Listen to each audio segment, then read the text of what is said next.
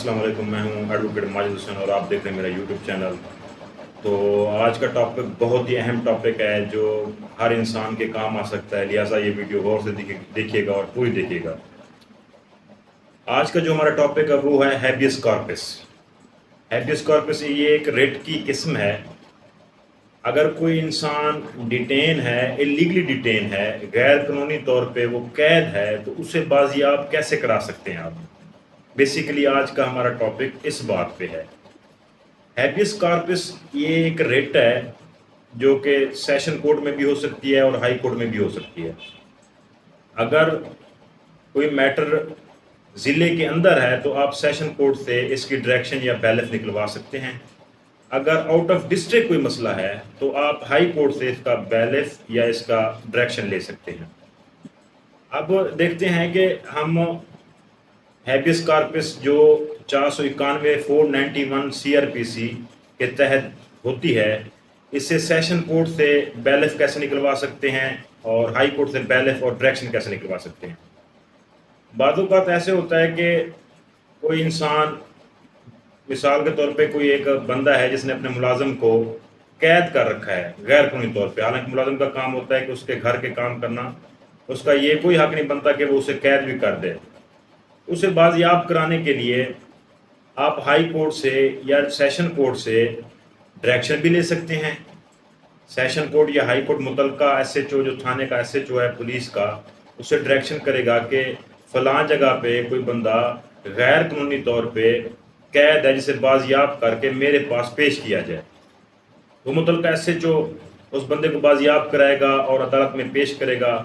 अगर तो वाकई हकीकतन ये हुआ कि वो गैर कानूनी तौर पे वो कैद था इंसान, तो उसे अदालत जो है वो बाजियाब करा देती है। अब इसमें मुख्तलिफ मरहल हैं, मुख्तलिफ चीज़ें हैं जो मैं आपको समझा दूँ कि कब कब आप हैबियस करवा सकते हैं। 491 CRPC के तहत रिट दायर कर सकते हैं। अब मिसाल के तौर पे कोई इंसान बग़ैर FIR के थाने में बैठा हुआ है, उसे पुलिस ने बिठा रखा है, FIR भी नहीं हुई और उसे बिठा के रखा हुआ है, तो आप उस सूरत में हैबियस कॉर्पस की रिट दायर कर सकते हैं।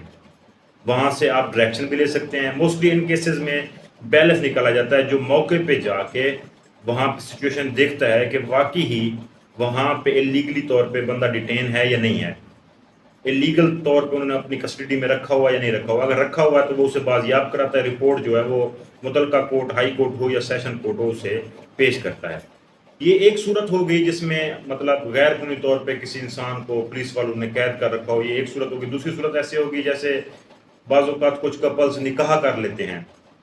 अब निकाह छुप के कर लिया उन्होंने, लेकिन लड़की अपने वालिदैन के घर है, लड़का अपने घर है, लड़की जो है उसके वालिदैन उसे आने नहीं दे रहे, तो उस सूरत में जो उसका हस्बैंड है जिसने निकाह कर रखा है वो भी हैबियस दायर कर सकता है।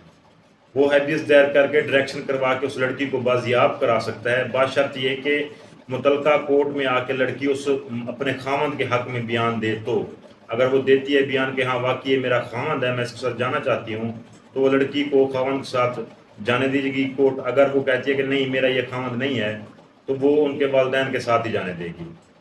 तो ये मुख्तलिफ मरहल होते हैं जिसमें आप हैबियस दायर कर सकते हैं। मोस्टली जो होता है वो आप डायरेक्ट, वैसे हाई कोर्ट में भी हैबियस दायर कर सकते हैं 491 CRPC के तहत। हाई कोर्ट की क्योंकि जुरिसडिक्शन ज़्यादा होती है, उसकी पावर ज़्यादा होती हैं, तो वो काम जो है ना वो अच्छी तरह से हो जाता है। और ये काम कोई लंबा नहीं होता, इसमें ना कोई एविडेंस, और ये बिल्कुल समरी ट्रायल होता है।